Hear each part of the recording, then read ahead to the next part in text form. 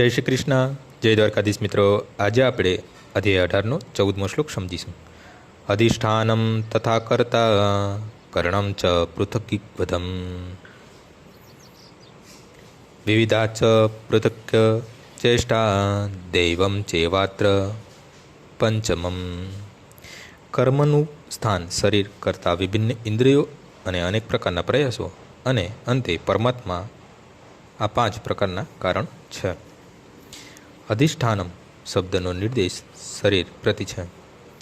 શરીરમાં રહેલો આત્મા કાર્ય કરે છે, તેથી કર્મના ફળ નીપજે છે અને તેથી તે કર્તા કહેવાય છે.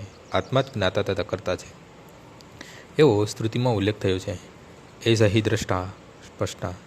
વેદાંત સૂત્રમાં પણ શ્રેષ્ઠા એવ તથા કર્તા શાસ્ત્રવ તત્વાત આ શ્લોકો દ્વારા તે વિશે સમર્થન થયું છે.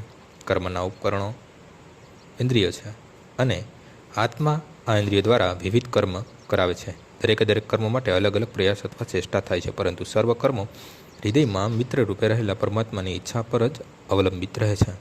પરમેશ્વર જ સર્વોપરી કારણ છે. તેથી આ પરિસ્થિતિમાં જે મનુષ્ય અંતર્યામી પરમાત્માની દોરવણી હેઠળ કૃષ્ણ ભાવનાયુક્ત થઈને કર્મ કરે છે, તે કોઈ કર્મથી બદ્ધ થતો નથી.